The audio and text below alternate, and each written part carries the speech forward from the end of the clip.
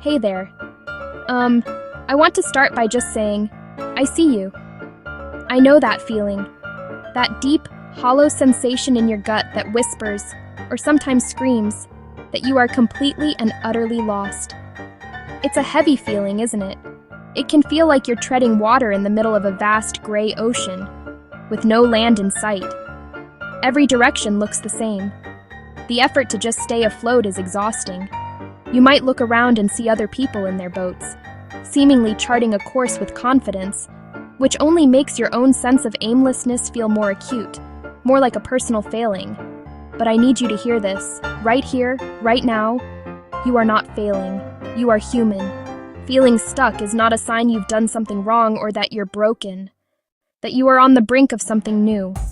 It's an uncomfortable, often painful rite of passage. I've spent my career researching vulnerability, courage, shame, and I can tell you every person I've spoken to has known this feeling. We just don't talk about it enough. We hide it, ashamed we don't have it all figured out. We put on a brave face and pretend we have a map, even when we can't find the compass. So, let's make a pact. For the next few minutes, let's drop the act. Let's be honest about this messy, uncertain, completely normal part of the human experience. This essay is for you, the one who feels adrift. It's a quiet space to breathe, and to remember that being lost is not a destination. It is a temporary location. You don't need a grand, sweeping plan to get out of it. You don't need to have all the answers by the time you finish reading this. All you need is a willingness to take one small, gentle step. This feeling of being stuck often comes with a lot of noise. The noise of your own inner critic, telling you all the ways you've messed up. The noise of societal expectations, telling you where you should be by now. The noise of social media, curated highlight reels that look nothing like your reality. All of that noise can be paralyzing. It can make you want to run frantically in any direction, or just curl up and disappear. But what if, instead of running or hiding, we just stood still for a moment? What if we gave ourselves permission to simply be where we are, without needing to fix it immediately? Gentle pause. When you realize you're lost in the woods, the worst thing you can do is start running blindly. You'll just get more exhausted, more disoriented, and deeper into the unknown. The first rule of being lost is to stop. Just stop. This is profoundly counterintuitive in our culture, which glorifies busyness and quick fixes. But when your internal landscape is a tangled mess, rushing only tightens the knots. The most courageous and productive thing you can do when you feel stuck is to grant yourself the grace of a pause. This isn't about giving up. It's about giving yourself a chance to catch your breath. Let's try something simple, right now. Just 8 minutes. Find a quiet place where you can sit down. You don't have to get into a complicated meditation pose. A chair is perfect. Set a timer on your phone for 8 minutes if it helps. Now close your eyes. For the first minute, just notice your breath. Don't try to change it. Just feel the air coming in and the air going out. Your mind will wander. That's okay. It's what minds do. When it does, gently guide it back to your breath. Inhale. Exhale. This simple act anchors you in the present moment, pulling you out of the swirling vortex of past regrets and future anxieties. For the next few minutes of your pause, simply allow yourself to feel whatever you're feeling. Don't judge it or analyze it. If you feel sad, just let the sadness be there. If you feel anxious, notice it without trying to push it away. If you feel numb or blank, that's okay too. The goal here is not to feel better instantly. The goal is to stop fighting with yourself. You have been using so much energy trying to resist this feeling of being stuck. After you've allowed yourself to pause, the next step is to give a name to what you're feeling. There is incredible power in language. Vague, unnamed emotions tend to have a disproportionate amount of power over us. They feel huge, amorphous, and terrifying, like a monster hiding under the bed. But when you turn on the light and name the monster, when you can say, "Oh, that's just a pile of laundry," it shrinks. It becomes manageable. The same is true for our feelings. Dr. Dan Siegel has a wonderful phrase for this: name it to tame it. It's about taking that big, scary feeling of stuck and getting more specific. So, let's try it. Say it out loud, even if it's just a whisper to yourself. Start with the big one. I feel lost. Say it again. I feel completely and utterly stuck. Notice how that feels in your body.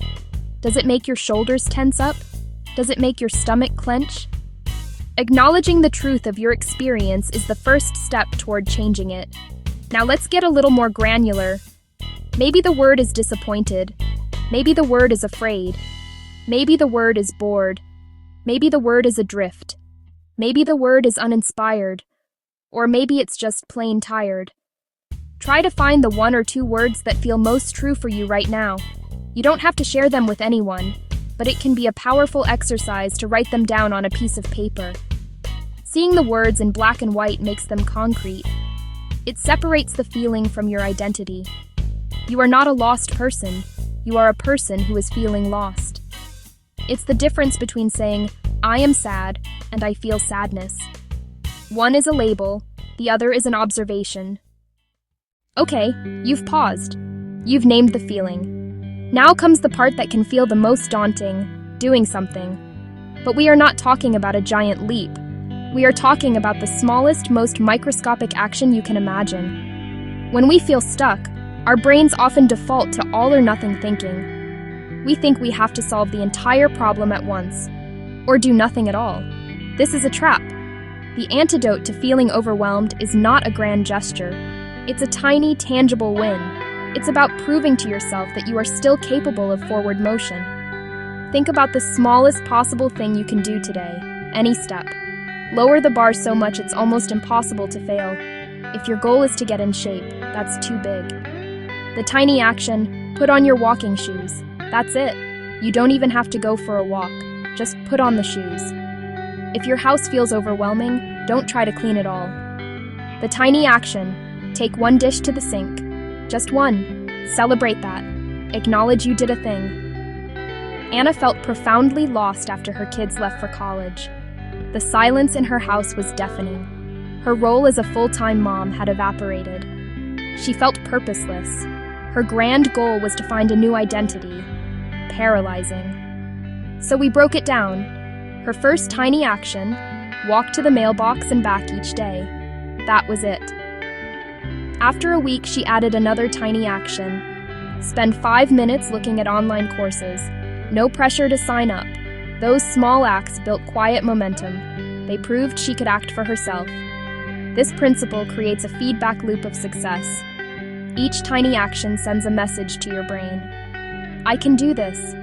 It releases a little dopamine, a small reward. That makes you more likely to take the next small step. Instead of find a new job, tiny action, open my laptop. Update 1 sentence on my resume. Instead of reconnect with my friends, tiny action, send 1 text, thinking of you. These actions aren't about solving the big problem. They break the inertia. They remind you what it feels like to move again. In a culture that celebrates rugged individualism, asking for help can feel like the ultimate admission of failure. We're supposed to pull ourselves up by our own bootstraps, to handle our own problems. But this is one of the most damaging myths we live by. The truth is, we are neurobiologically wired for connection. We are not meant to do this life alone, especially not the hard parts. When you are feeling stuck and isolated, the most courageous thing you can do is reach out your hand and let someone know you're struggling. It is the ultimate act of strength, not weakness. Do you have 5 minutes to talk this week? You don't have to have a perfectly articulated problem or a proposed solution. The goal isn't for them to fix you. The goal is to be seen and heard. Letting someone into your struggle is how you start to find your way out. Instead of making big decisions, let's reframe this period as a time for gathering data. You're a scientist of your own life, and your mission is to run a series of tiny, low-stakes experiments. What lights you up? What feels good? What moves you? For example, instead of deciding I'm going to become a painter, you can run an experiment. For the next 2 weeks, I will spend 15 minutes every other day sketching in a notebook. At the end, you check in. Did you enjoy it? Did it feel like a chore? The outcome matters less than the data you collect. If you hated it, great. You've learned something. Try a different experiment. Maybe a free online coding class for 1 hour, or volunteer at the animal shelter for a single Saturday morning. To help you track your experiments, keeping a simple journal can be incredibly illuminating. This does not need to be a Dear Diary affair. Get a notebook and each day write 1 line, just one. It could be about the tiny experiment you tried, or a simple observation about your mood, or one thing you're grateful for.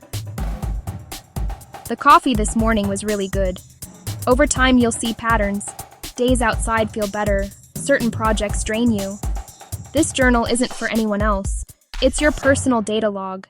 It provides concrete evidence of your progress and offers clues about the direction you might want to head next.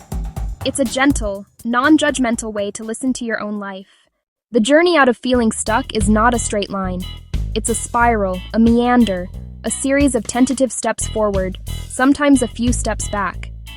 And that is perfectly okay. The goal is not to find a perfect final destination called the answer.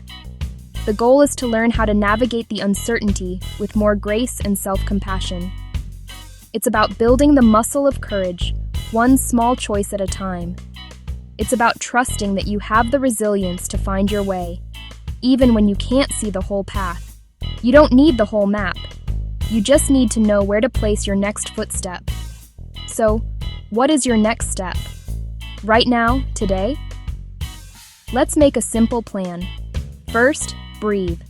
Take 3 slow, deep breaths, right where you are. Second, name it. Grab a piece of paper and write down 1 word that describes how you're feeling. Third, pick 1 tiny action from the ideas we've talked about. Will you make your bed?